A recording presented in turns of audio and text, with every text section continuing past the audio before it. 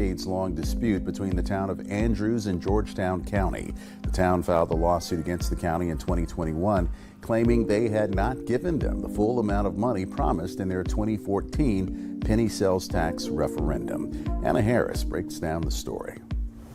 With a municipal complex sitting here half done in the town of Andrews. Operations has been constrained.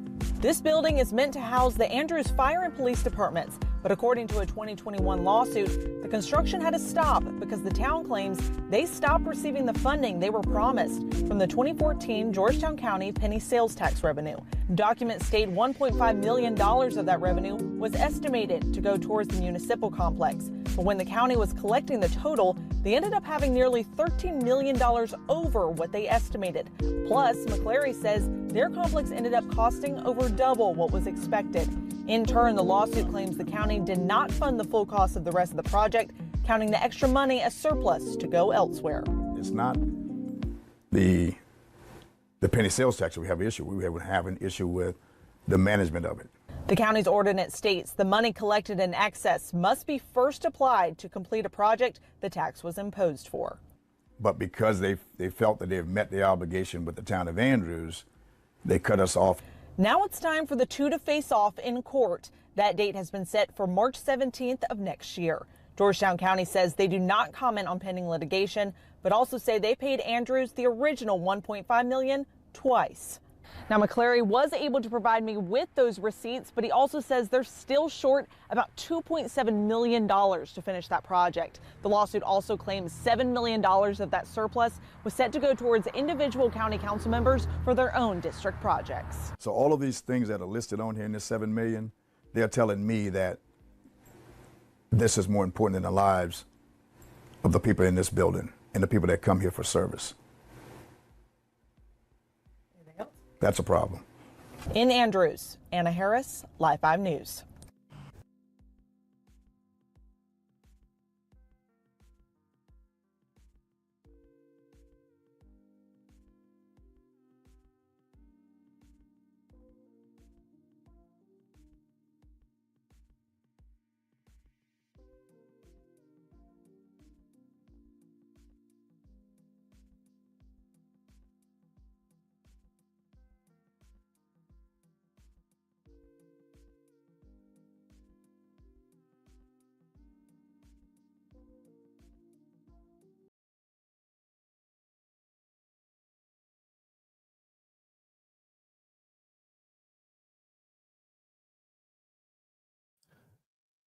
Okay. Maybe that's the problem right there. There you go. Thank you. All right. Am I unmuted now? They've been trying to silence me all day today. This is my fault just now. Am I good to go? All right. I'm good to go. I can hear myself in the back right there.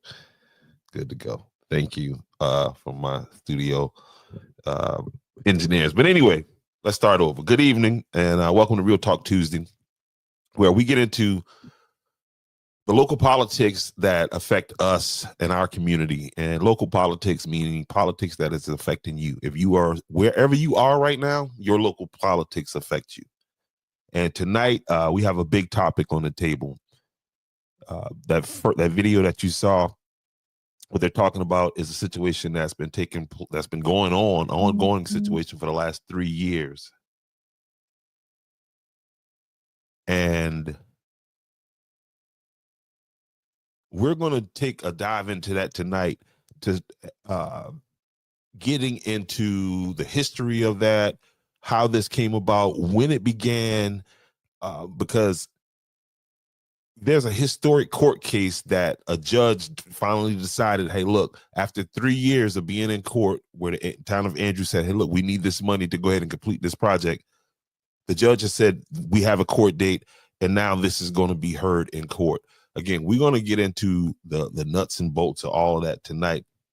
And of course, you know what I mean? Your opinions are very much needed in this discussion. So please leave your comments. Share the broadcast. We'll get to as many comments as possible. Let me bring my co-host on up here so we can dig into this. A little better there. Good evening, sir. How are you? Hey, doing great. Yourself? All right. Let me see if I can help out eyes that may be watching. How about that right there? Look at that. In real Yeah. time, I did it. Oh, but now, We now got critique last week, but not we. I did because of the lighting and the camera is not of quality, and so it told me to consult with Jamal to make sure that I get the proper lighting. So I suspected I would be getting some a Christmas gift that consisted of lighting and all those other things that makes me a little high speed like Mr. Jamal. GVM. So all those good ideas out there. Go ahead and send those gifts forward. All right. Hey, listen. I apologize, sir. We're on a tighter schedule. Okay, we've been approached by I've been approached by some possible investors, and I needed to tighten this up. But before we get into this segment, let me give a shout out to those folks who are looking to pay some bills around this camp right here. You know what I mean? Let me give a shout out to them before we move forward. Welcome to Clean Feed, your gateway to elevated online events, specializing in multi-camera live streaming production. We redefine online content with superior quality. Elevate your online events with Clean Feed and stand out in a world of high-quality production. Join us for a seamless blend of technology and creativity. Clean Feed, high-quality streaming.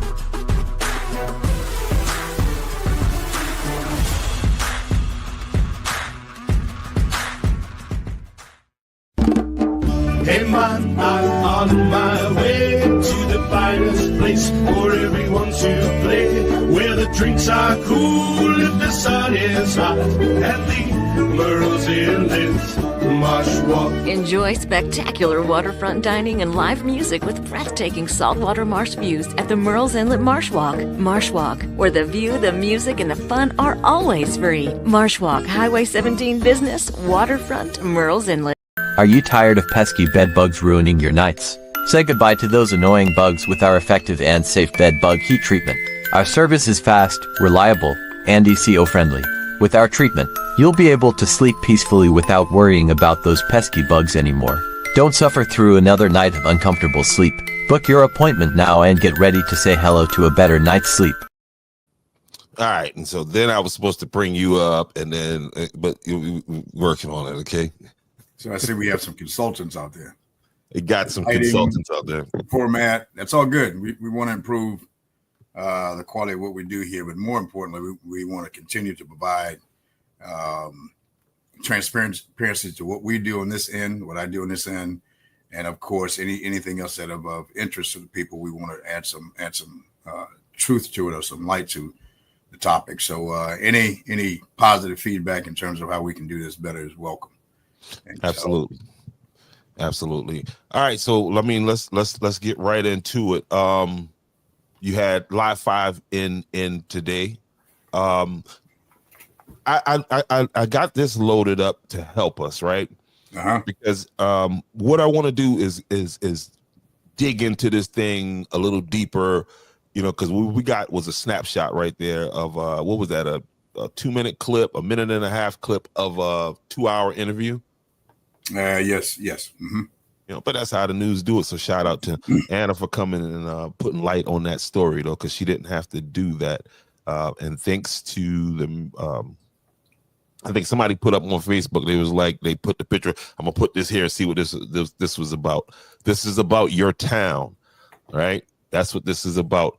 But where I wanted to start at is, when did you come to the town of Andrews? Not when you was born in the town of Andrews. Right. Yeah. As the mayor. January 2016. January 2016. So from this chart right here, we can see that this project started back in 2014. So it's safe to say it started before you got there, right? Yes, they went through the process of getting this voted on, and it was all set. It was just waiting to be executed. Okay, and so let's kind of go through this this process. His hold on a second. I got the wrong thing up here. Is what where I'm messing up at. All right, boom. Here we go. Excuse me. And guys, we've been going over this on this podcast. This and the mayor can testify to this. This podcast, Welcome to Andrews, the podcast, was inspired by what happened with this whole thing right here, this whole court case that's coming up. So for me, you guys are looking at the ending of the movie, and I don't even know what the ending of the movie is going to be yet, right? But let's start here. June 10th, 2014 was the first reading of the capital project sales tax ordinance. That's 10 years ago. Yeah, but I also I lost you. Hold on a second. Let me see what we got. All right, it's my mute. Hold a second. Okay.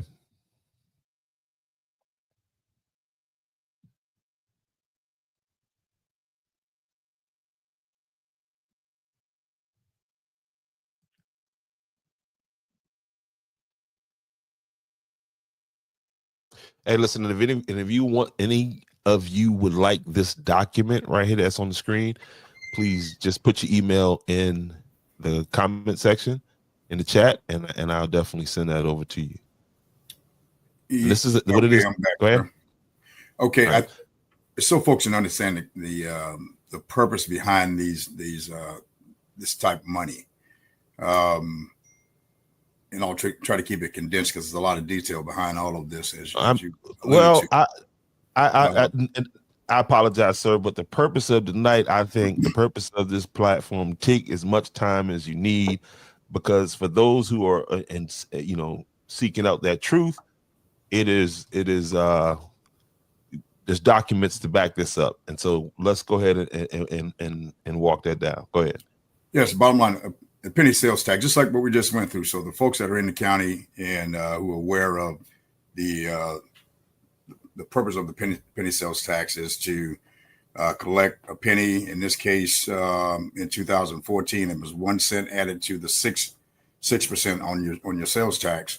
That 1 cent that was added to it for a period of 4 years, which from 15 to 19, every penny that was supposed to go into the separate pot of money is designed to fully fund a list of projects that were identified and voted on by the people. So in this particular case, in 2014, there were 5 projects, just 5. Not unlike what we have right now. There's 22 on the one for the 2024 referendum. So in this particular case, it was only five projects. And all of the money that's collected over that period of time, by law, is supposed to go to these 5 projects in priority. It's like they're listed here. Now, they also had the flexibility or the ability to start multiple projects if they felt comfortable that the money was going to come in. They can do more than one project at a time. But let's say, for example, if it was only in the Wynyard Bay dredging, if they only collected $6 million, all of that would have gone to that project, and the rest of them would have just been, off the shelf, and have to take another look at those in 4 years. But in this particular case, and this was the first one that Georgetown County had done. Other counties in the state had been using this tool to address some of their unmet needs that they could not fund or difficult funding through their regular budget, if you will, their general funds and those kind of things, or grants. So this was another tool to ignite, to stimulate your economic development efforts, if you will, and do those things that, again, like water and sewer. Those are very expensive projects, but so these monies can go to all those things. I saw someone tonight, one comment again, it's not wise to comment if you don't know what you're talking about. That person said, well, I think these kind of money should not be going to this. Well, it was a decision, and the monies are designed for a laundry list of things. In this particular case, there were 5 projects. They should be, and again, required to fund them in order. And so what dictates that these 5 projects must be done in this order? What?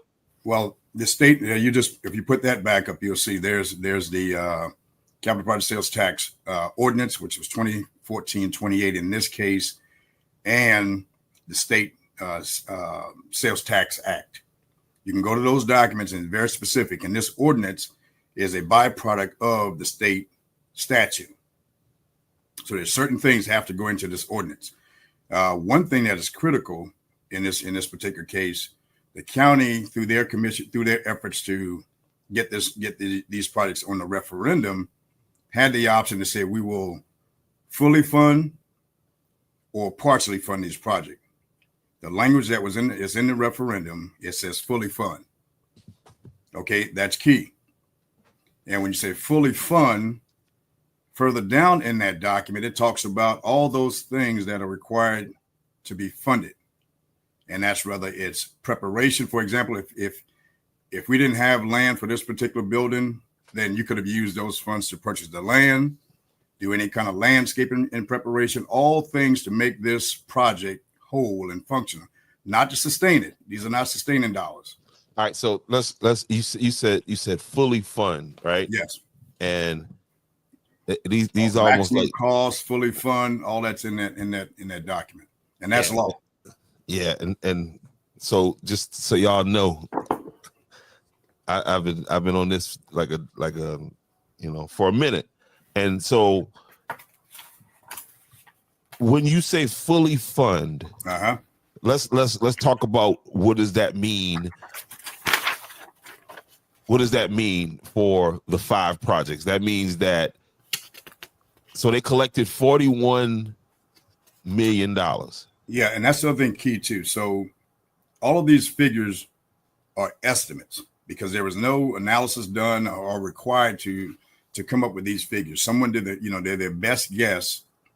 And that's also captured in the ordinance that says these are estimates only. And if when you begin the process to now contract for these various projects, and the cost is greater than what it is, then you got to add those funds to it. That's why it's such a risk to try to do multiple projects simultaneous, because had you run out of funds trying to manage 2 projects, then somebody would have to come up with money because the law requires these things to be fulfilled by priority.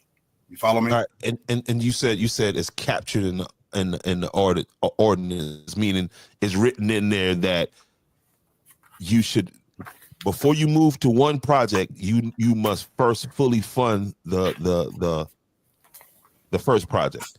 Yeah, and it left it up to the management, which in this case is the county that managed these dollars. These dollars are collected through the Department of Revenue and then moved down to the county for distribution to the various entities that's associated with these projects, right? So then, so although they said the number one is by priority, but it said, but you can, again, if you believe that you're going to collect the money that you projected, then you can begin projects number 1, 5, and 4, which that's what they did, because while they were doing the dredging, they were also paving roads, which is number 5. There was 104 roads on there. There's no way you're going to fund 104 roads with the money that they had projected to collect. That aside, they started all 3 projects. Nothing, and again, as you stated earlier, I got here in 2016. So nothing had started with Andrew's project. Nothing. Okay. Absolutely nothing. Okay. Whoa. All right. So nothing has started with Andrew's project. All right. So, but all the money hadn't been collected yet, had it? No, it hasn't. It's over time. And that's the risk. So this thing have to be managed by the flow of funds. And that's why, again, you're taking risks when you're trying to do multiple projects, because you don't know if you're going to run out, run out of funds before the end of this, this collection period, because it's mandated that it can only be collected for 4 years. All of that was voted on through this referendum process during the general election on 2014. Okay, so these are very strict and very clear guidelines for this type money. So obviously, because according to what I know about this past capital project sales tax that just passed, they did what they did this time look more like what they were supposed to do. So they learned some things from the mistakes they made, but they don't want to own up to it and allow this process that we're talking about right now to run its own path. I got a statement to make right now. So this makes that whole deal with them not getting that lost money, boy. It's possible. Because this thing has been going on. How long has the town had the lawsuit against the county? Since 21. 21. So you're talking August 3 21. years. Yes. A little over 3 years. Okay. And so to your point, when you say the money again has to apply to all things: the acquisition of land, if necessary, the preparation. So in our case, in Andrew's case, the intent was to build the building back on the land that we own, as opposed to going out and trying to move town hall somewhere else. That saves some money. But in order to do that, we had to remove one of the existing buildings. In fact, it will be two once we are done with this thing. This building that I'm sitting in now will go away. All of that had to be a part of the preparation. So if you look in the ordinance, it talks about preparation. So preparation for before you even get to any construction consists of hazard material mitigation. So in the building that the fire department was in was once the public works building, where they use a lot of chemicals and things to treat the water. He talking about that old blue building that used to be back there. No, it was red and white. Red and white. It was a 6-bay building, very large building built on a foundation that was, I think, maybe a foot of concrete. So it's a lot of things that had to happen before we even got to the construction. All of that is captured in this document. And it talks about preparation. In this case, the hazardous material abatement, that was $81,000. So you got to clean it up before you can go in there. So you had to bring in a specialized team in hazmat material to do that. That's very expensive. So all of these costs that you're talking about now, yes, that ate up that money. Yes. That they're talking about when the county says we don't give a comment, but we did give them $1.5 million plus an extra $1.5 million. They didn't. Well, let's fix that. They didn't give us anything because it's not their money to give. This is money that was voted on. They were just the managers of it. They didn't see. They want to sell this narrative to the people that they've just given it. They're being generous. No, you had an obligation by law to distribute this money based on how this referendum captured. They failed to do that in many cases, to include awarding money to entities that wasn't even on the referendum. We haven't even got to that point yet. Well, I'll let you know this here. Whenever we get to that point, I'm ready. But okay. Anyway. So there's a lot of things that I haven't even made an issue because I'm not overly concerned about that because there was enough funds. That's for some other watchdog to be, concerned about. But when it comes down to when you are withholding the revenue from Andrew specifically, everybody else got what, all the other projects were met. But in all cases, when there's something that's dealing with Georgetown County and Andrews, we always come up on the short end of it. You take, for example, the storm drain project that was started 2 years ago. That stopped in midstream. Okay, so I don't want to get off target, but I think people need to understand. And I'll say this here, and then we'll get right back on target because you did pull me off a little bit, but I'm gonna go over there with you because I saw where they getting ready to open up and finish out that brick chimney project over there. Yeah, those projects get started and completed. We have the west side, the west side. So let me put a little bit more context to this thing. So we have been awarded almost close to $18 million in grants to do infrastructure. All of those projects that Andrews had solely oversight on, and with grant management from another agency that wasn't associated with the county, every one of them went through and was completed, if not before, on or just after task. But every project, which I think is 2 of them right now, this one and the storm drain, that was a the relationship with the county has stopped and has not been completed. Okay, so let's put things in perspective. Now, let me continue. So the preparation, and again, this is all things happen before you even in any construction. You're going to have to prepare the land for building. And that's part of the fees. You're reading receipts. Yes. Okay. So the hazard mitigation we talked about, that was $81,780. Building demolition allowance, that's $88,000. What is that building demolition allowance? So again, once they go in and mitigate the hazard, then now they got to demo the building. All right, using big words, sir. You're gonna have to break this down. You said mitigate the hazard. When they go in there and take care of the problem. When they clean it up, make it safe for this next phase of the construction or the demolition process. We haven't even got to building anything yet. Okay. And we're already close to $200,000. Yeah, we had 169,000. Okay. Right there. So the building demolition allowance is a little over $88,000. Okay. The next is site demolition and development. Mm-hmm. That's a little over $500,000, $543,825 to be exact. Okay. Then you have your site landscape. We start building yet? Hold on, 500. Let's say 500,000. All right, I'm doing round numbers, but go ahead. Yeah, just round number. Then you're talking about site landscaping, irrigation, and all that kind of business. That's low over 50, almost 60 grand.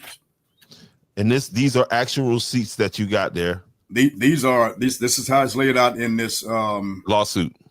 No, not in lawsuit, in the contract. So okay. This is all preparation. This is before we get into anything else. And it's important that we understand that these things are covered by this referendum. And I'll find here in a second. Yeah, the 2014-28 ordinance. That is a Georgetown County ordinance. That sign is law. It's law. That's law. And that must be followed without any alterations or changes to that. That's law. That governs this pot of money. It's not something I wrote or the town of Andrews. This is the commission they had in place that did this. People voted on it. Here's the deal. Okay. So then the construction part of it, the building itself, and we got to understand what the building is for. Okay. And this is the other thing they get a little lost on and try to play the narrative, a narrative that would confuse, the average person. So then it states the public safety, which is the fire department and police department. Okay. Now you got to understand the organization structure. This is a strong mayor form of government, which the mayor is the mayor and he is the chief administrative officer for operation. So day-to-day operation falls under the mayor. That makes the mayor then the supervisor for the police department, the police chief, and for public works and the fire department.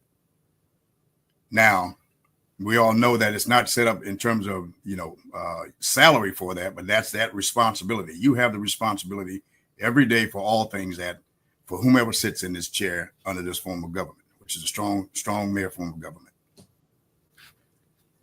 And then you are allowed to have an assistant to help with that. And then you have the town clerk. So all of that's the HR. Those are the people who manage all of the personnel matters for these two departments we're talking about. That's one entity. That's the HR. So it's a lot of talk about, well, the mayor got this. And no. This position, not this guy. We removed the guy from it. The person, man or woman who sits in this chair. $600 a month. Huh? $600 a month. That's all you get paid. So you're going to have to be committed. But that's that person's job. So that's the HR. So there's a bunch of fuss about the admin. We don't have an admin. We're not Georgetown and some of these large cities who have this large staff. We're it. If the fire department don't get paid or the police department and insurance is not covered and that stuff, it's myself, the administrator, and the town clerk are the three HR people. So let's dismiss that narrative that there's a whole big department that this building is built for. Just push that aside. There are two other employees that are in this building that are not a part of either the fire department or the police department, and that's the building clerk and the customer service. There's $150,000 that came from the Senate Finance, graciously through Senator Ronnie Sabb. That covers $150,000 that has been applied to the $3 million, but that covers the office space for those two people. And I think $150,000 will get you to office. Some homes are built with that. Okay. Mm-hmm. So then let's dismiss this thing about this structure is built for, for the mayor. Once I'm done with this, I'm going on to things I own. Not this building will not go with me, believe it or not. Okay. So then the building is a replica, just a modernized replica of what we're currently in this hazardous structure that we're in. This building, this structure here that I'm sitting in right now, that the county has been operating in for years, was built for the purpose of it was a segregated school back in the early 1920s, earlier than that. This building was the cafeteria. Then it was repurposed and became the DMV years later. I received my license as a 15-year-old in this building. Then later on, it became town hall. So this building is just as hazardous as the one we talked about that was demoed at the fire department. This building is not safe. Any significant weather, the bathrooms are going to flood. You're going to have structures that's coming down. In fact, we had a fire started, I think last year when this building was struck by lightning. Okay. So it's unsafe. I say all that to say that it's unsafe. Push that aside. So this building this modernized building is one contiguous structure, facility, just like this one is. Okay. So all of this thing about this being a Taj Mahal, it's nonsense. So then it housed the fire engines that we have. That's all for the fire department. The police department, which consists of, the organization design is for nine officers to include the chief. And then, because right now, this is the first time, again, thanks to the chief and the major we have now, Chief Cockrell and Major Chandler, for the work they've done to get everything we do now certified through SLED. Our evidence room was jacked, improperly maintained. I mean, there's a lot of things have been happening that was not in accordance with state and federal law, and you don't have a sufficient evidence room. So this building that we have, you have to have those entities. So if you see it appears to be a little bit larger than what it is, it may be because you now have to have you building for the future, or for now and the future, and it still doesn't exceed some of the other structures we've seen around this county or any elsewhere. Okay, so let's put things in perspective. There's nothing unique about what we're doing other than we're just getting in compliance with state and federal laws. But that comes down to managing these things. And to that point of what you just said, it bugs me out when people are critical of the police department, yet at the same time not bucking for them getting into the building that should lift everything up. And not only the morale, but you're going to get to another level of issues that we're challenged with. Okay, that's a whole nother subject. Why you have internal and external resistance. I mean, from people that are inside elected officials that are inside, but haven't spent the time to even say this was here. This 2014 referendum was here long before I got here. They were here. They just didn't read it. So now it sounds like there's something new, but this was documented in 2014 and at their disposal to read. Okay. All right, let's move on. So once you get done with all of the preparation, and again, you go back to the ordinance that says now if the material costs increase, you have to fund it. If you fund it and then something happens and have to increase, you have to continue. That's written. It'll tell you over and over again, you must complete this project before you move on to the next one. Which was easy in this case because, as stated in that article or in that piece the young lady did from Live 5, you estimated 28 million. You actually collected 41 million in 4 years. All right. Before you get into that, let me try to stick to, these people who threatening me that they ain't gonna pay me. And let's run this commercial here real fast. Okay. But hold that point right there. Hold on, let me get on the right thing here. Let me hold that thought that you just had right there about that surplus. Okay. And let's let me get okay, yeah, we'll get to that. It's another myth. Get to where all right, here we go. Welcome to Clean Feed, your gateway to elevated online events, specializing in multi-camera live streaming production. We redefine online content with superior quality. Elevate your online events with Clean Feed and stand out in a world of high-quality production. Join us for a seamless blend of technology and creativity. Clean Feed, high-quality streaming.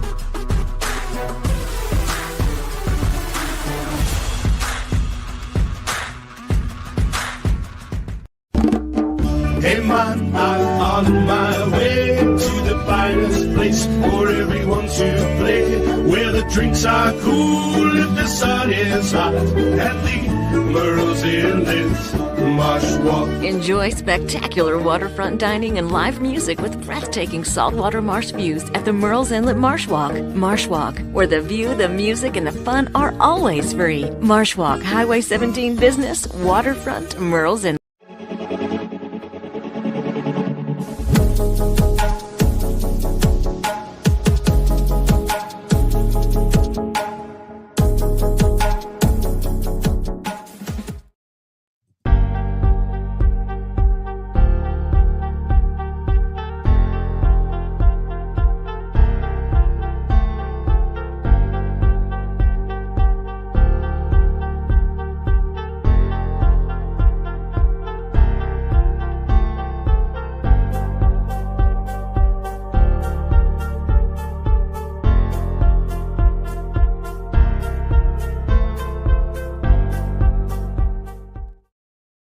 And we're back.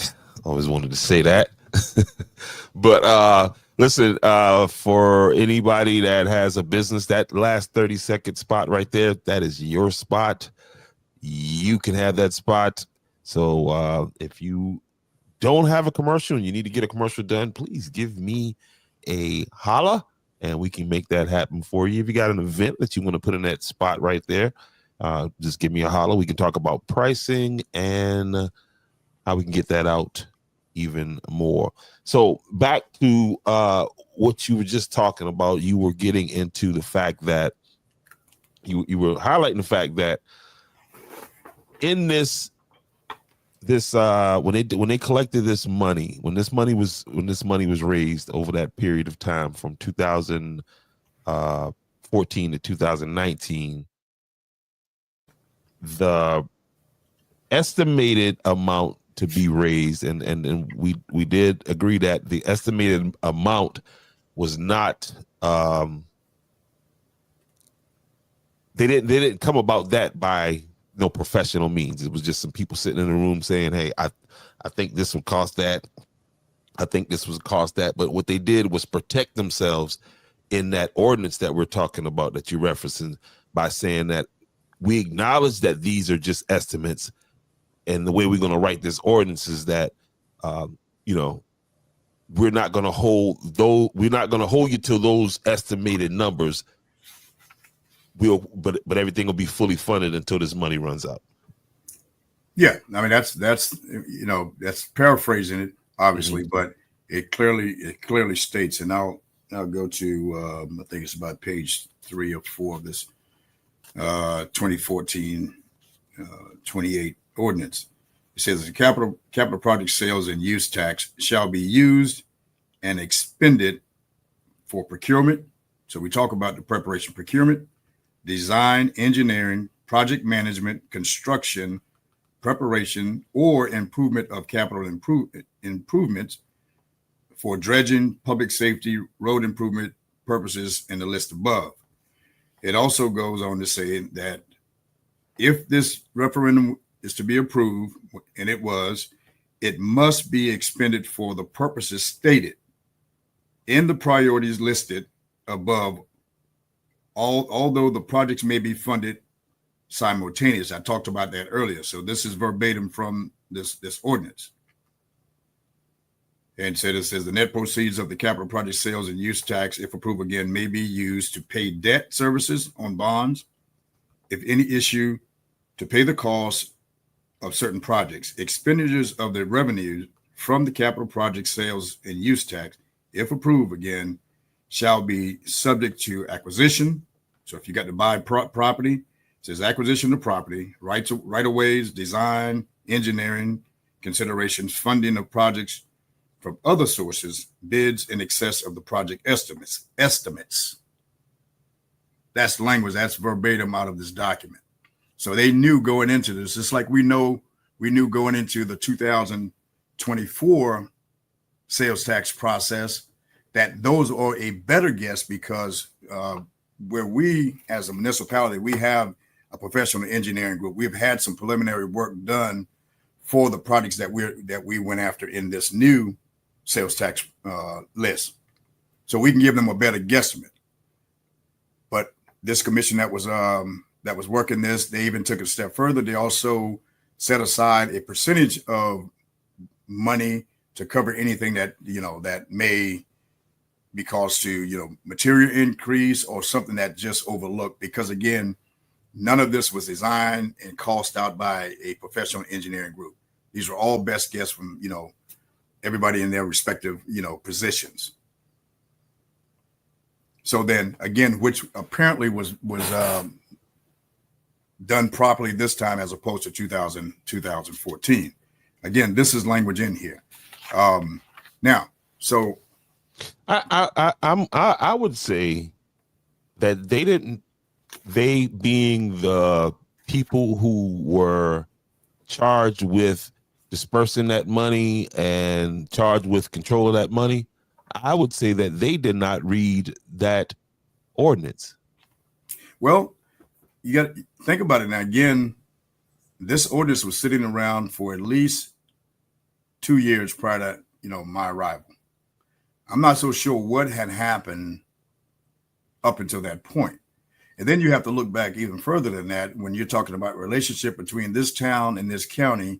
And if the people of this town, all of them would, who really have some insights on what was going on, this town has always come up short when it comes to Georgetown doing what they're supposed to do. That's just the facts. So nothing had changed when I got here just because I showed up. But when we started to ask questions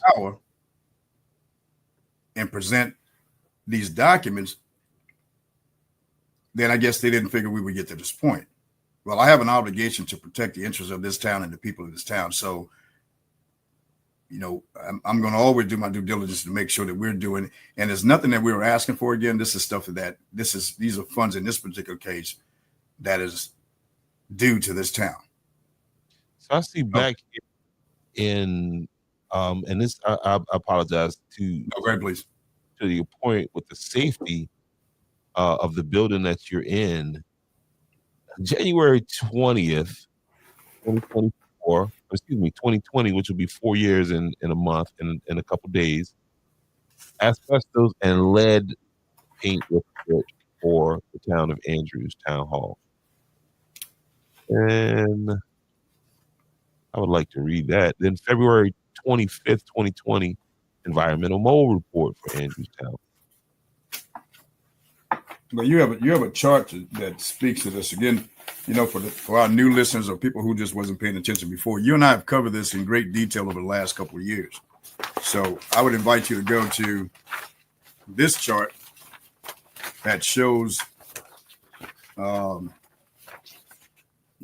of this asbestos you're talking about. These are actually photos from inside of these buildings, inside of where we work, where our fire department was housed. And out of the 6 bays, they could only use 2, I think maybe 2. It may have been 3, I'm not sure, because everything else was laced with all of this ugly stuff that could really cause you problems, over time. So again, none of this is a secret. We've had these conversations before. But again, as we get closer now, to this, I just don't want people to continue to think that, we're doing something that is above and beyond what's required. If you were, they would have had y'all in court. Exactly. Long time ago. And the other thing too, and I believe that if this building was in the condition that it is now 30, 40 years ago, when the staff looked very different, there would have been something done about it. There's no question about that. There wouldn't be any argument about putting these people and then having a safe place for the citizens to come in and do business. There wouldn't have been any argument. But this political climate from the national level on down has changed and has made us different. We don't treat each other fairly, and respect each other at, down at this level. It is absolutely ugly. But I can't allow that to stop us from doing our part to make things better. That's just the bottom line.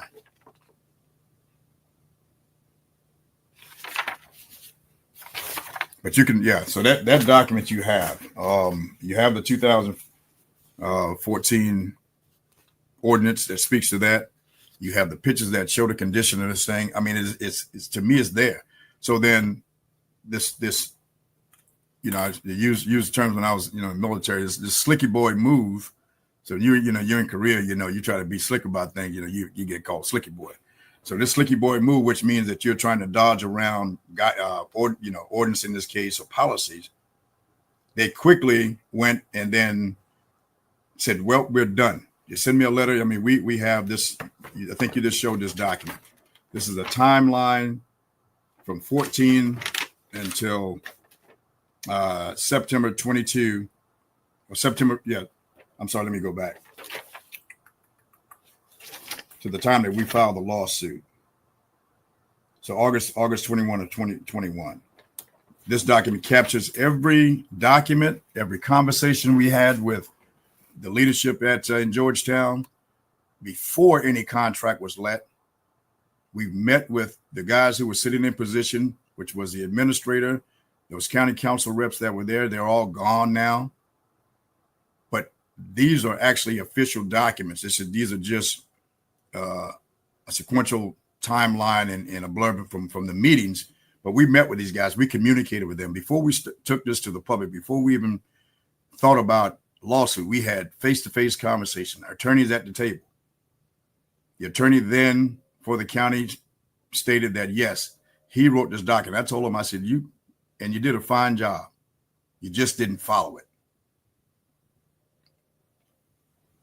And that's the issue we have. We didn't follow it, and we weren't fair across the board, even when you had the opportunity. So what happened? So then they released on July 1st, 2021 or whatever it was, that you'll see it in here. They released the first 1.5 million. Then I went back to them as it laid out in here, and I said, this is not it. I told you before, this is what it's going to cost, because you're not just looking at construction. We're just talking about the preparation to get to construction. So we're going to need this 5.7. And that's why I say that they could not have read the document, because if they had read the document clearly lays that out, that money is allotted for all of those said things. It's not seed money. Right. No, it's nothing seed. They didn't give us anything. As the public relations person stated, we gave them. You didn't give us anything. You released the monies that you've had.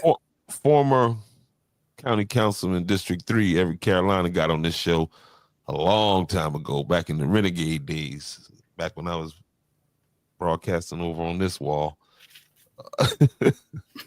and stated that we gave Andrews the money, we gave McClary the money. He didn't, and during the primary and during the run up, he was telling people that you stole the money, and you need to give back the money that you stole. Even Miss Eileen Johnson, the new thing, she was talking to people that she thought she knew.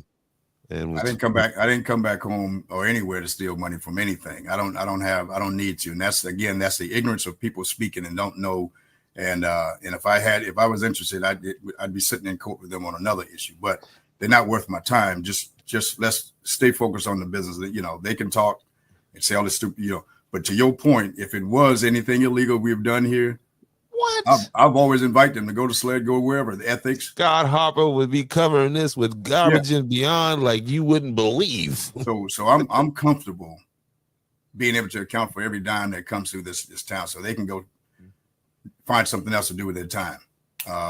But this guy and nobody that works here will be allowed to misuse, abuse anything that belongs to this town. So they can dismiss that, and that's just noise from people that are that mad. Yeah, just don't. Yeah, I don't even want to go there. I'll stay focused. But let me read another excerpt from this ordinance, and it says. The county council finds, this is a part of the referendum, the county council finds that the imposition of the capital project sales tax in Georgetown County for the projects and the purpose defined in this ordinance for a limited time not to exceed 4 years, 15 to 19, to provide for the maximum cost of the projects or facilities funded for these purposes. That is verbatim from this. Maximum cost is interchangeable to use maximum cost and fully funded. It didn't say that you can, you know, it didn't give any limit on the size and give any limit. And when it comes down to these buildings that they've built, here's the other waste in this. I think there were 7 substations, sub fire stations, and majority of them right now are just storage place. So you're talking about millions wasted there. So we want to get down to the nuts and bolts about fraud, waste, and abuse. Go back and look at where these monies went, and not you know, just go look, take it for yourself. It's all public information. Go and look at the facilities. Take that list of roads that was on that referendum, 104 and go on roads, a field trip. Go on a field trip, and go back and see whether those roads were completed. Go to these substations and see whether they all are equipped and manned. And you will see that it's not me. This is the management of those folks. And again, most of them have gone. So we'll move to this part. So then they cut the funds off. They send a letter, says, okay, we feel that we believe, is the language they use. We believe that we have met our obligation. You didn't have to guess. It's in the ordinance. So that's a mistake right there when you believe that you've met it. You haven't, because you haven't fully funded. So let's move to this. So when we pressured them for those funds and keep reminding them, here's what the law states. They took it upon themselves to write a new ordinance. And the purpose of that new ordinance, which is I want to guess here. Let me give you that. So you can go to the record and pull up the county's record. And you will find. You can go to the Georgetown County. That is 2014-28. Yeah, so that's the original. That set the guidelines for the intended purpose to fully fund. Now, the law allows, once you have completed those, fully funded all of those projects, then if there's any money left, then it's the county's prerogative to now establish a new ordinance and then identify things like what you're presenting right now. If you can go out and use the rest of that money for whatever projects, these council members desire to put this money to. The ordinance number is 2105. No, 2026. Go to that one. That's the one that made the surplus, I believe. No, you're right. Yeah, 2105, an ordinance allocating the remaining 2014 project capital project sales. I appreciate you doing your due diligence. You've been working on this for a while, haven't you? Oh yeah, you ain't gonna tell me. Listen, you ain't gonna tell me about this right here. I'm so ready for this court case to be over. Like, I've been working on it. But that's what we all should be doing is reading these things. Is there, as opposed to listening to your buddy, your neighbor, saying what they think. It's all right here. You don't have to believe me. You believe what's in writing. And so then the 2105 gave us this list. Yes, here it is right here. That's the list. Now, it may have changed, but this is what they published. This is a county document, right? So then they said McCleary and Andrews, we're done with you. You don't deserve it. Stay in that building where you are, and whatever happens, happens. My words. But that's essentially what they said. And we're going to take the remainder of this money, which was about $16 million. Because I think that at this point, they'd already scrapped the I think it was the Wynyard Bay dredging. Yep. Because they realized that $6 million estimate that they had was far from what it cost. I think it's somewhere in the neighborhood of about 66 or 70 million to dredge the Wynyard. So that money, I don't know where it is. Sure, it's someplace in a safe place. So then 16 million, what they decided to do, if you put that chart back up, please. Mm-hmm. And the timeline states the county council went into a session and decided that, Andrews, we're not going to give you any more than 3 million, or we're not going to release, because you didn't give me anything. We're not going to release the rest of this money to you. We're going to establish an ordinance that says this is surplus dollars, and we're going to give each of these council members $1 million each to go find projects to do, as opposed to saying, okay, here's the rest of your money, then we can go out and do. So you're telling me, as I stated today in that interview, these things right here, basketball court, the one that's in circled right here, Waverly Road, multimodal pathway. So we talk about a pathway in a very affluent neighborhood, a trail for $1.8 million plus is more important than the lives and the safety of the people here. It's got to be, because 1.8 million is more than what they had allotted for a building that housed the right. Wow. Wowzers. So let's start there. Then we go down. There's a basketball court. We're going to put $231,000 in a basketball court in South Island, as opposed to say, let's make sure we take care of, we stay in compliance with the guidance or with the law. Well, what this money was actually used for was campaign money. That's what made me, when I first heard this story, I heard it and I'm like, hold on now. You know what I mean? Because listen. You're not far off, because that's the impression you would leave people. Now I would hope, but again, being in this business for as long as I have, you have to be careful how you apply government funds. And so then the perception a lot of times is reality, but until you read. So then if I'm this guy in there and you give me $1 million and I have an election coming up, then strategically, I'm probably going to wait until it gets closer. And then I'm going to go out and make you some promises that I'm going to do this for you guys. Bro, just get me back in. This money was collected in, the final date for collecting this money was 2019. April 2019. April 2019. Everett Carolina just tried to use some of this money to bribe the people in Sanford, South Carolina. And this is facts. Okay. This money right here. That's why I said that they use this money as campaign money. Again, I won't, but again, you look at the timing of it, it just makes people, No, and I'm not saying that. That's what I'm saying. I'm giving you my assessment. This has been my assessment this is why me and him got off on the wrong side, because I questioned him about that early in, and he talked to me like I was an idiot. Right. I recall that conversation. And so, but that was my thing, is it's like, this money has been, and that's what I was telling the people that I knew in Sanford, that money been sitting there for a while. This ain't no new money. Like, he just went and got some money to do these projects, and like Oprah out there, you can get a swing set over there, basketball goal over there, and a pickleball court. Remember all of that crap? Yeah, go back to that list. That came out of that money. Yeah, so I want people to see this. So this is what they said to the town of Andrews, not to me, to us all, that these things, a park, pickleball court, is more important than, we're going to break the rules, we're going to break the law, and pretend that they don't see it, and we're going to go out and put $7 million. Each council member received $1 million. Andrews has 2 county council members.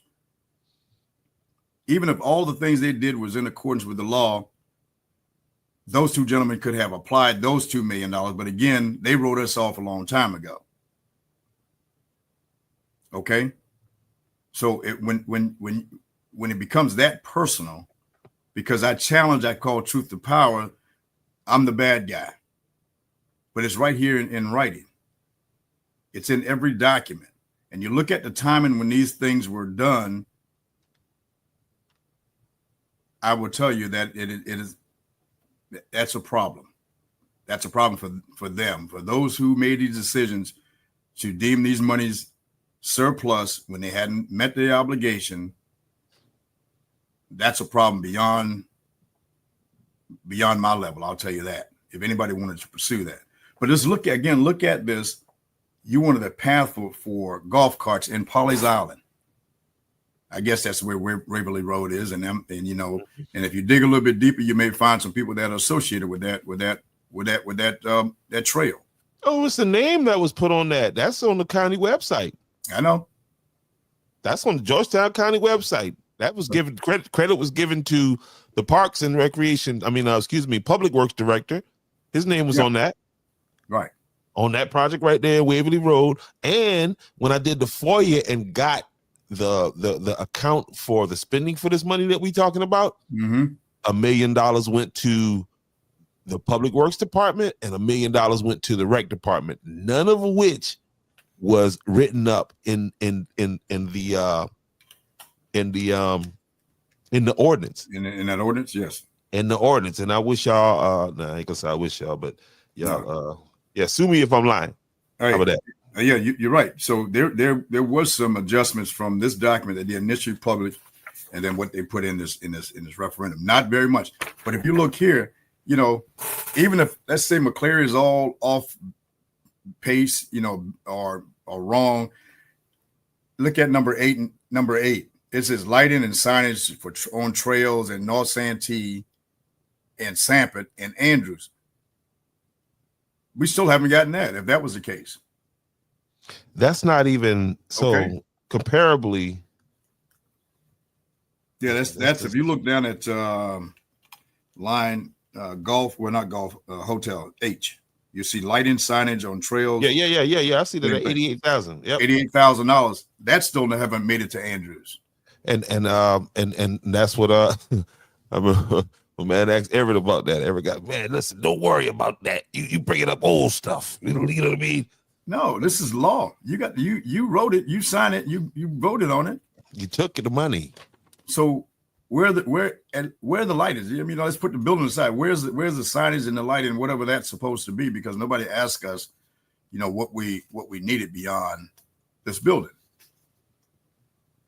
But this is in black and white.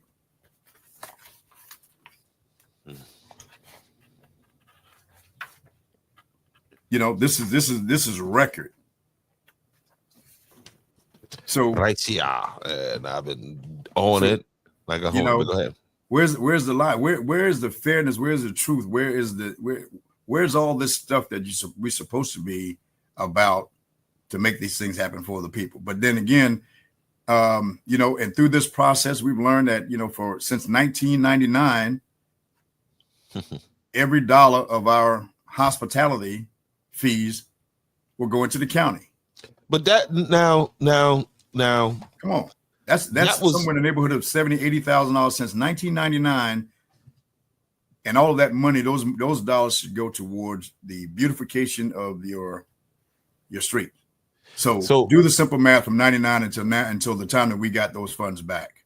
And we got to unpack that a little bit, right? So what the mayor's talking about is, all right, let's break it down like this. So the Heritage Festival, take the Heritage Festival, for example, right? And think about all the people that come in town for homecoming and so in Georgetown County, being a tourist county that it is, they have what's called an accommodation and a hospitality tax. Are these both the same things or two different things? No, two separate things. Accommodations and then hospitality tax. Yes. Well, so one is through food and beverage, the other through lodging. Okay. And that's your accommodation. Mm-hmm. A percentage of these, a portion of these taxes are and for lack of a better term, invested back into the public for those people who put heads in beds, who throw big events that bring people from other places to Georgetown County. Okay.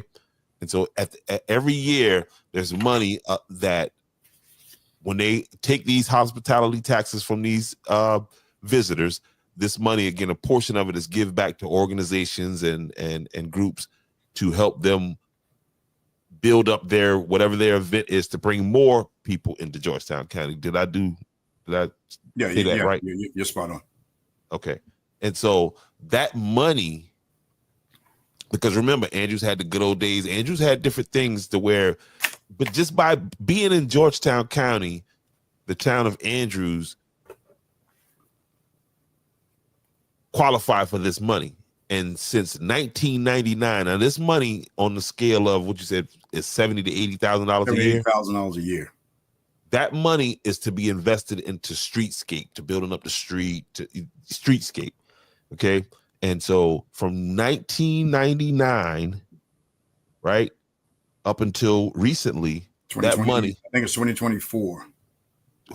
Recently, or it could have been the end of 23, but somewhere in that neighborhood. Maybe it's I think it's less than a year that we've been collecting it, or right out of the year that we've gotten it back. We've reversed that.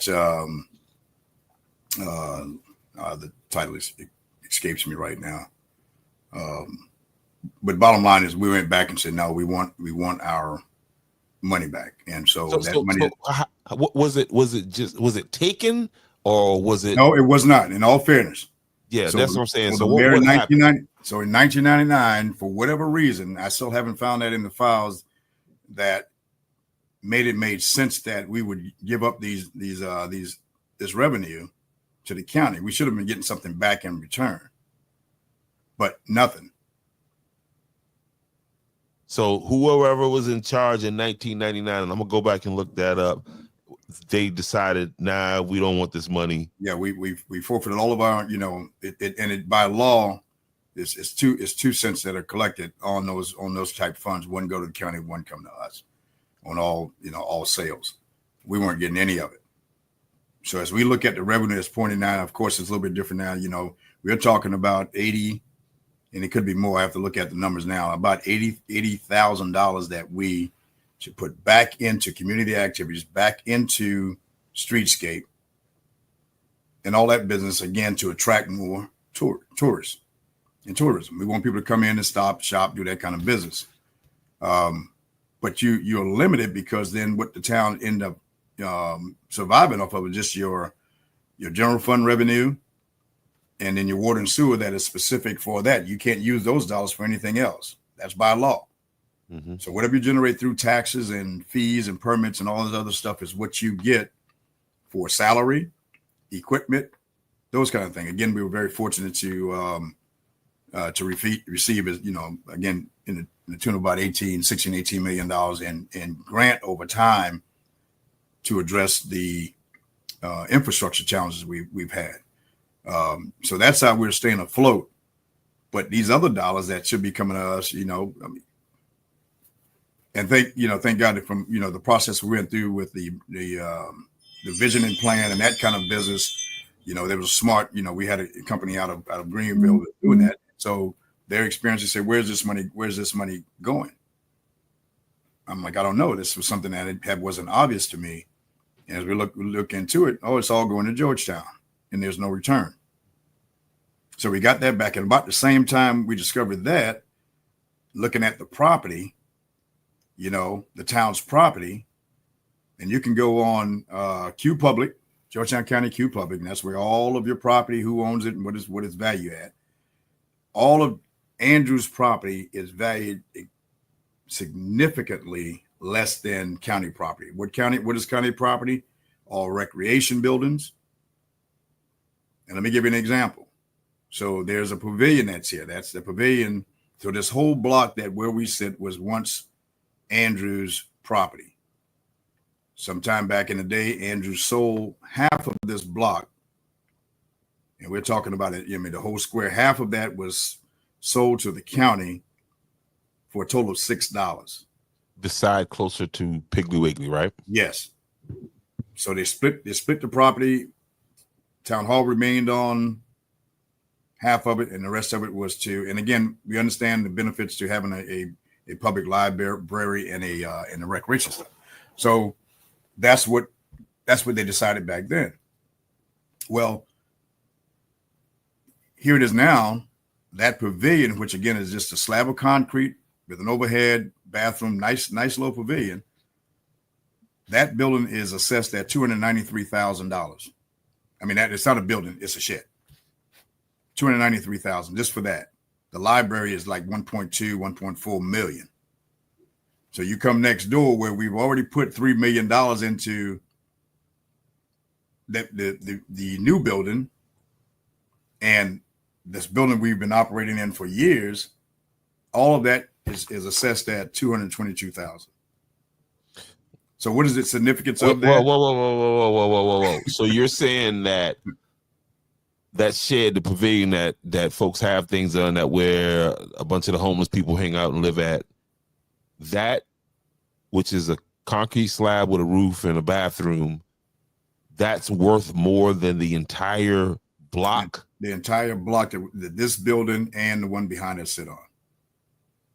So what's the significance of that? Just like your home. If your home is valued, then if you have to refinance or get a loan against that, then they're going to be based on what is valued. If that's the case, then if it's not valued, that's all you're going to qualify for. So that's why that limits the town. Yes. And when you guys go for a loan, or borrow yes. Your property isn't worth anything, so we can only offer you X, Y, Z. Fortunately, we hadn't had to do that. We were close to it because of what the second and third orders effects of this, dealing with these folks with this building. We had to expend some of our own generated fund again to make sure we paid subcontractors. Those guys did the work, we had to pay them, but that money should have come through the sales tax. So we also, we will be asking for that back as well. But not to get sidetracked, but see, so there is a pattern, is what I'm trying to, help people understand. There's a pattern of shortcutting Andrews or keeping us suppressed, if you will, for things that nobody pays attention to. But when it comes down to the management of it, and you get to these points. Yeah, because I mean, in real estate, that's basically redlining the whole city. Yeah. Or whatever that tactic is where you devalue the property. You devalue the property. And then it further puts you in a financial bind, because so it's these things, and I can go on and on about these things that has been done. The ambulance, we can go on and on. We know the story about that. We know the story about the near catastrophic situation when they brought that building down, that old Andrews High School gym. But all of those things are done without considering the life and safety of the people that live here. So you should not be surprised when we get to a point like this when it comes down to this building, because it's been happening for years and nobody has called them on it. Now here we are. I'm the bad guy. Yeah, because they did some things with that money. They did other things with that money that were not in that ordinance. Got a little list here of some things that, well, in their minds, they're justified by changing the rules when they cut that new ordinance. But again, the law prevents you from doing that legally when you haven't met the obligation in the first place. Let's talk about the two. There you go. Let's talk about this money that went out, and again for a good purpose. But these monies should not have gone anywhere. At least with the first two, should not have gone anywhere before these projects were completed. We cut the ribbon. I was personally there. We cut the ribbon to this new advanced technical building at the Horry County. At the Georgetown, Horry County and Georgetown Tech. That right there. I was there. That was 2019. And those $1.5 million out of the sales tax money that was given. And again, I I believe it's a worthy cause, but let's make sure that we have met the legal obligation of the funds before this happened. This happened before we even let the contract, but no one was paying attention. Whoa. That's before you guys did the contract for hold on a second. Well, let me go back. Let me make sure I'm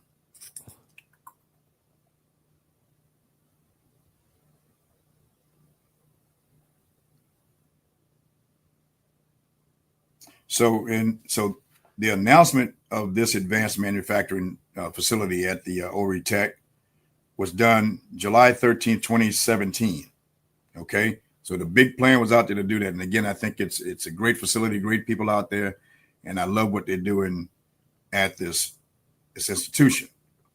So that was announced in July 13th, 2017. So if they announced it, they knew where they were going to get the money from, obviously. Well, you should, if it's going to happen, I don't, and again, that process. So then if you go back to the timeline that was established, so that was in 17. In 2019, October 10th, we were cutting the ribbon. Ooh. So that money was already in hand, the $1.5 million. Again, that was not even on any referendum. Nor was the money that was given to Coastal. But you go back and look at the documents, all this happened. And so then you go back to the law that is written and signed by this, the members of this county council back then. None of this money should not be applied to anything else but the 5 projects. The timeline doesn't lie.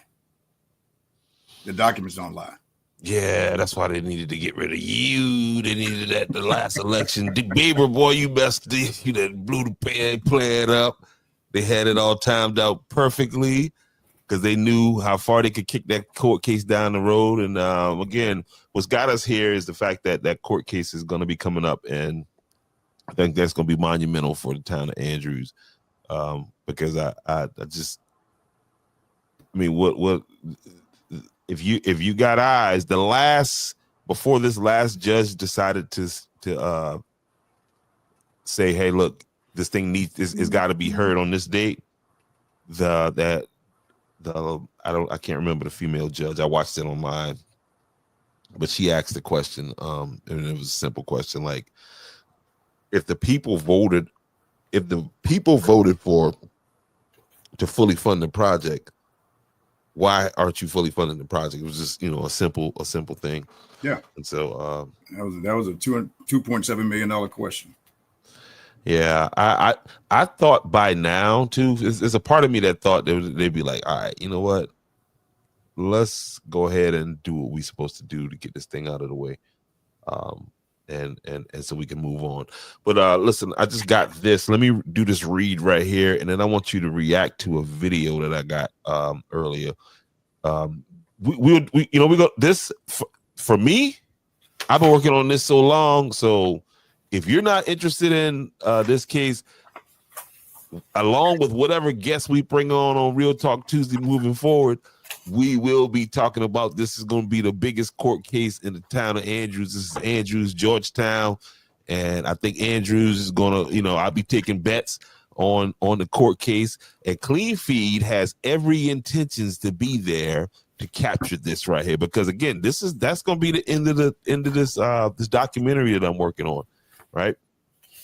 And things, it's not it's not what you know, it's what you can prove, and the proof is right here. I think in the documents. Yeah. So that's where we are. We're going to continue to fight, and because it just makes no sense to me. All right, but hold that thought. Hold that thought about making no sense real fast. But let me get through this read real fast. Yes, sir. All right, community survey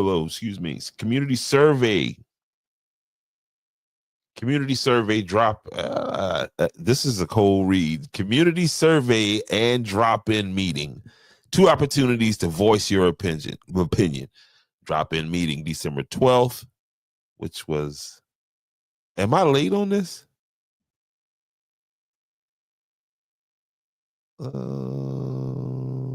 Yeah, because today's the 12th.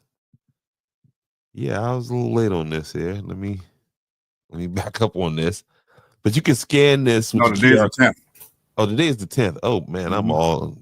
I'm advanced. All right, No, so let me start over. Hold on. Yeah, I got this. This computer is off by 2 days. That's the bad thing. That's crazy. All right, community survey community survey and drop-in meeting. 2 opportunities to voice your opinion. Drop-in meeting, December 12th, 2024, 5 o'clock to 6:30 p.m. Presentation at 6 p.m. Andrews Rec Center, 220 South Cedar Avenue, Andrews, South Carolina. Or you can hit that QR code. I will have this posted on the page in a bit. Okay. Now I want you to react to this. I want to. hey, let me make sure they understand what this is about. This is Okay. the Citizens of Andrews opportunity to provide input on what they would, into this comprehensive plan that we are developing right now for the town of Andrews. This covers all things, again, that kind of lays out Andrews from one end to the other on what we want the future of this town, what it look like, all things Andrews. So they can do the survey online, drop in, talk to the experts that we have putting this thing together. We've had multiple meetings already, but again, this is how has the turnout been? The committee is there, doing well. Not so much. I have to look at the surveys. It's not what it should be, to be honest with you. I'll put it to you like that. And have you guys tried punch and pie? I'm not familiar with. You're gonna have to give punch and pie, like a punch and feed. we always have snacks at these things, but this is the future. We're looking out 2045. This is serious. Okay, we're looking at from the revenue to streetscape. We have a number of things ongoing right now to get monies for this. So so this process started before we got here. But if you don't have a written plan, then it makes it difficult to sell what you're trying to do to the purse holders at various levels, or if there's any private organization that is willing to contribute to the growth of the town, you got to show them a plan. It's like anything else, a business plan. And so this essentially lays out in detail. You take that vision plan that we published a little over a year and a half ago, and now that evolves into a comprehensive plan that lays out the specifics about what we're trying to do, what we plan to do from now through 2045. And this is by law. We have to have one of these on hand. And again, like I mentioned earlier, where we just wasn't doing things in the PD that was in accordance with state and federal. Same thing here. We didn't have things out. We got ordinance, we never enforced it. But we didn't have, in this case, this plan that was laid out and updated as it should be. I think every 10 years, I believe. If I'm wrong, I'm sure. I'll get a nasty gram here, but I think that's the time span. And it guides you, because then as election goes, people change out. But when you have a document that someone can pick up and say, okay, here's where we are financially. Here's the idea that the people and everybody agreed to. Let's keep moving the town in the right direction, or in that direction. That's the importance of this document. It would outlast. So basically, if you want to be a part of this decision making, this is this is where you need to be.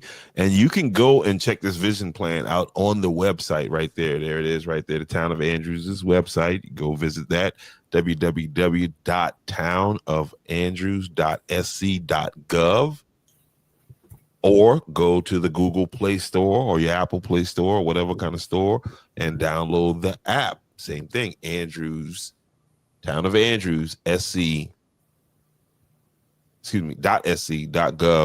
But, just put in Town of Andrews and you pull up that and download the app, and you can find what you need over there. Again, that vision and plan, you can go there and take a look at it for yourself. Don't rely on secondhand information. This information is there for you. And again, shout out to the folks who are doing this website. It was settled for a long time. Where is Andrews' website? Whoop. There it is. Yep. All right. So, but go ahead. Did you finish? Sorry. No, I think we're good. Yeah, as you know, there's tons of information. We'll continue to talk about this thing, and this again for the purpose of informing, citizens who may have, been listening to the wrong narrative. These are just facts. Yeah, they ain't gotta listen to nobody now. This thing in court now. I mean, it's getting ready to be, but all right. But speaking of elections have consequences, listen to this. Truck after truck after truck, not one local truck. They were from Charleston County and Berkeley County. So, it's bad enough we put the solar farm up, but then to throw salt on the wound, then we don't hire local contractors. And to me, that is unacceptable when we give up over 2,000 acres of our homeland and not hire local contractors. But go take a look at it and see what's coming to the north end and see if that's what you want. I encourage you highly to do so. Thank you, Mr. Chairman. Thank you, Councilman.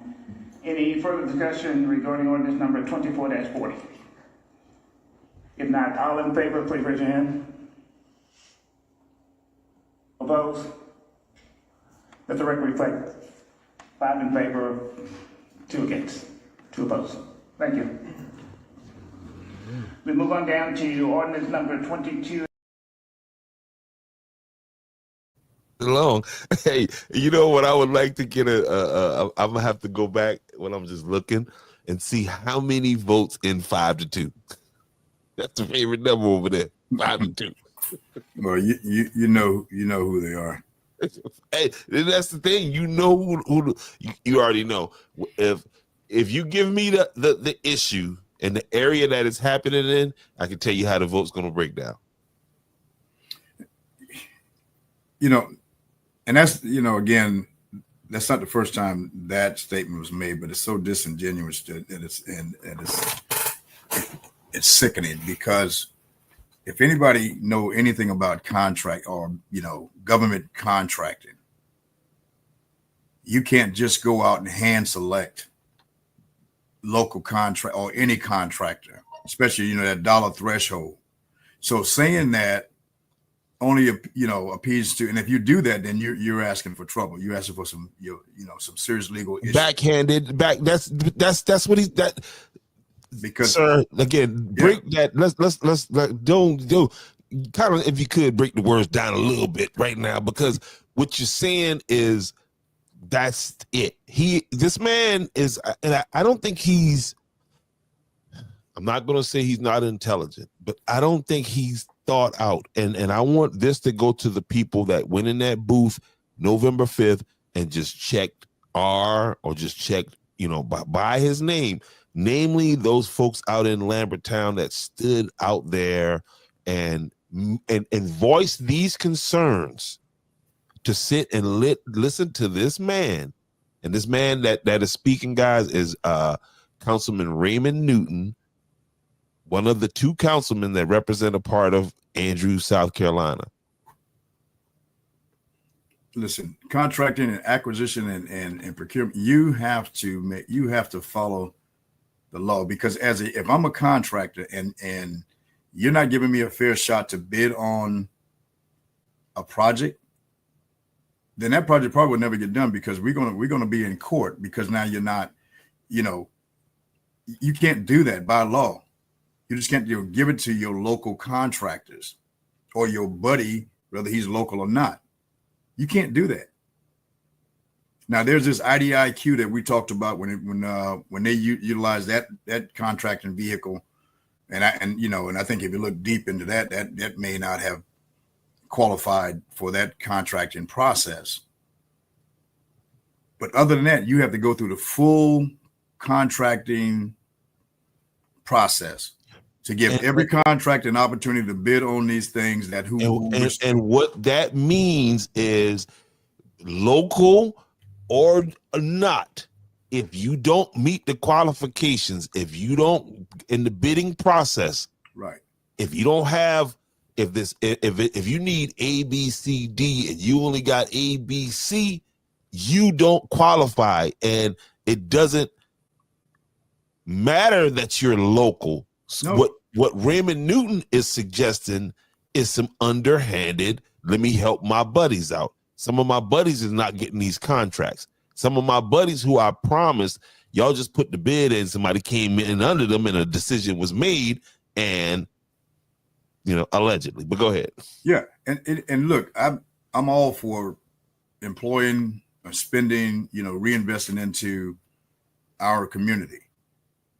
But you have to be careful when you have to follow the guidelines outlined by the state and federal. It depends on where you get these dollars from, because when you start getting to the federal level, then it gets even more restrictive, because now you have to consider minority disadvantage. All those things have to be a part of this thing that will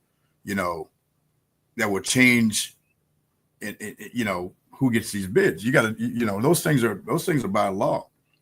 But so then when you're saying that there's not a local because they followed the law, now you're criticizing the very system that you have, just to make sure to the uninformed people, oh, he is on our side. He's on our side, so let's keep him around because he's really fighting for us. No, that was set up. That's why it's only 2 people that voted for that. The others, no. But I'm sure there's some coordination going on. Say, hey, you need to save face with your constituents. Go ahead and vote now. Get up here and make this, useless speech. They did it with the capital project sales tax when the county got called out on their BS, and they put a special ordinance in there to vote whether or not to get rid of the panel that was brought together to collect the information for the new capital project sales tax 2024. Him and Everett Carolina put on their acting hats and acted as if they were against it, because at the time Andrews was left out of the process. That wasn't genuine at all.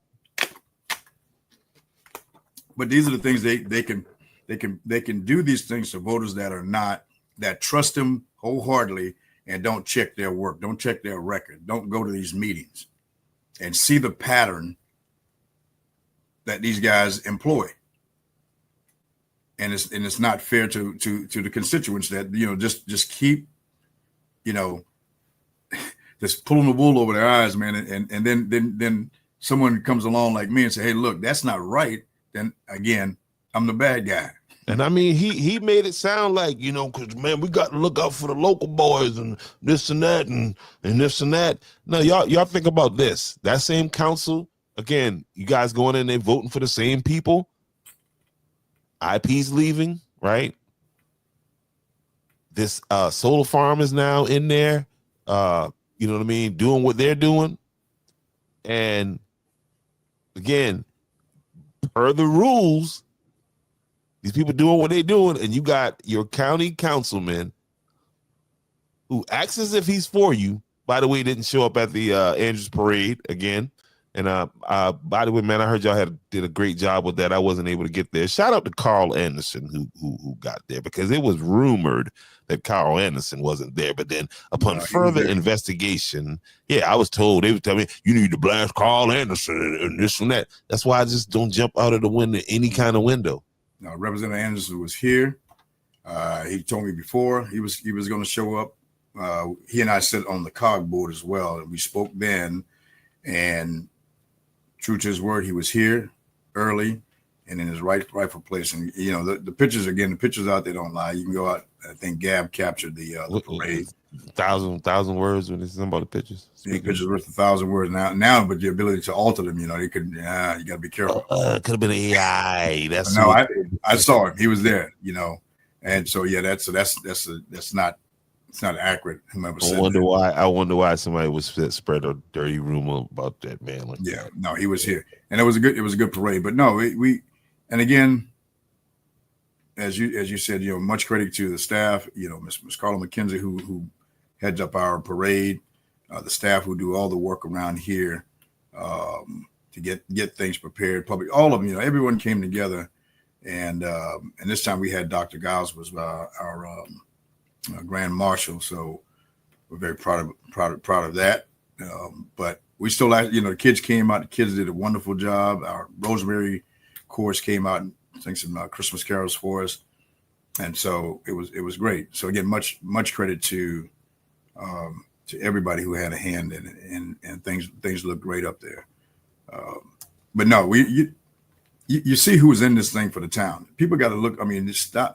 Get beyond who you're related to, what party you're in, and let's be. Now, from the pictures that I saw, y'all checked all those boxes the other day, because that was probably the most diverse I've seen a Christmas parade, and then the town hall, the diversity that was, in that crowd. Exactly. I love that.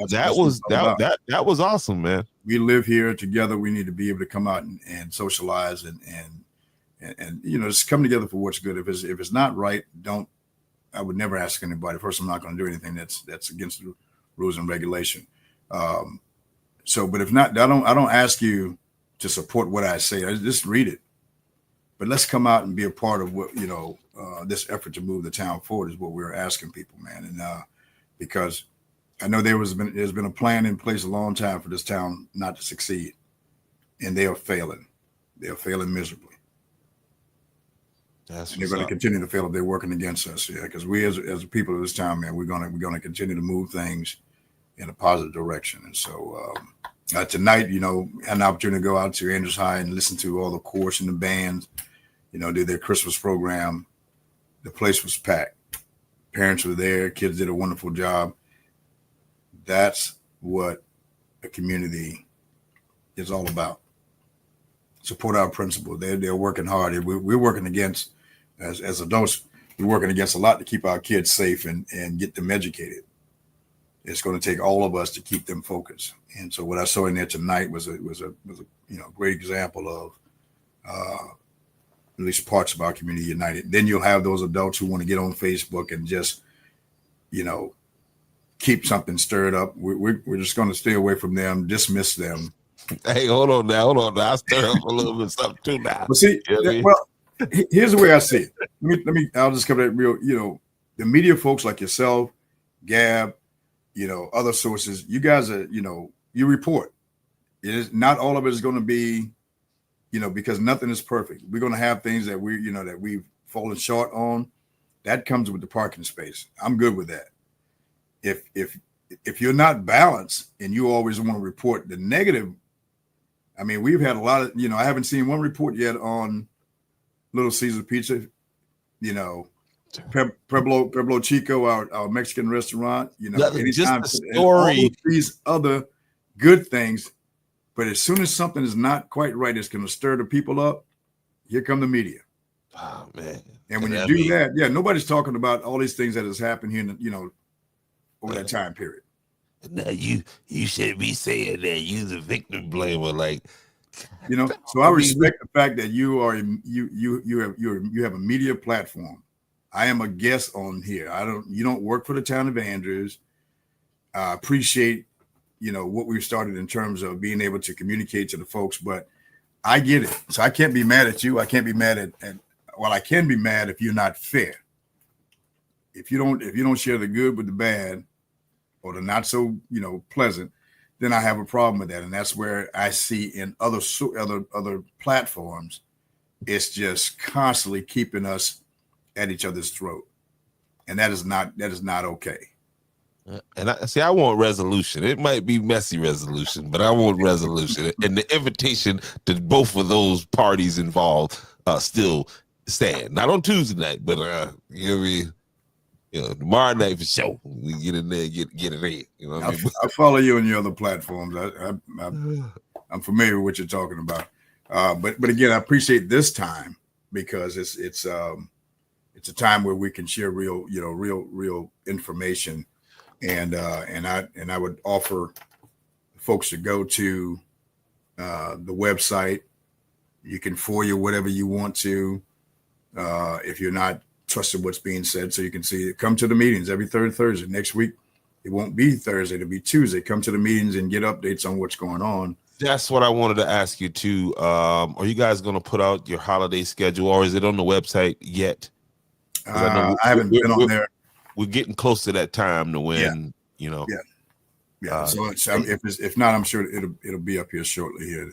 Okay. The minister will take care of that. But again, big shout out to her, because again, when Miss Carla had to step away, you know, the fire department came together and with a lineup for the parade. Ms. Wilson was doing all of the admin stuff here and all the decorations in here. Me and my buddies from Public Works handled what you see outside. So and then the staff came together to manage the execution of the parade and all that stuff. So I'm very proud of the team that we have. We're small, but we move about. You know, again, shout out to Chief Cockrell, Miss Joanna McCrae, Chief Stamper. You know, the guys that are the young lady and the men that are head of departments, and those guys are doing a wonderful job. You know, since that ambulance, you know, got moved outside of the city, the town limits, our fire department, you know, calls have almost doubled. So those guys are out there. I mean, I think it was last month or the month before, they had 52 calls. This is an all volunteer fire department that, you know, that's covering 6 mile radius of the county, and we can't get them to increase the little stipend that they give us for covering that area. That's been that way for almost 40 years. So this thing goes on and on. You cannot have a conversation about what's good without it introducing the resistance that's coming against us to make things happen. Yep. You see, so and an internal resistance. Again, we got some elections. When is your next election cycle here for the town of Andrews?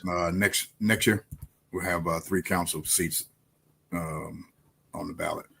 But again, we're small in numbers, but we got folks that really love this town and work hard and enjoy the job that they're doing.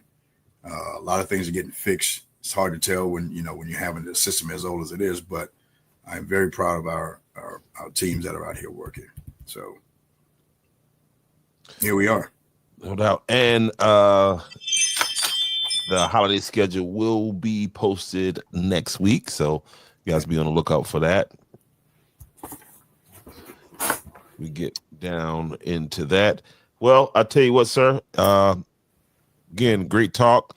I promised the producers that we would end with a final point, and I'm gonna give you that opportunity to have the final say tonight. You know, kind of put a bow on it. That's what they call it. There you go. And the floor is yours. So our format has changed a little bit, but no, I appreciate it. I appreciate the time. As I said, this is important, and for folks who are watching and others haven't, please share this with them. But the bottom line is we're here to improve the quality of life for the town.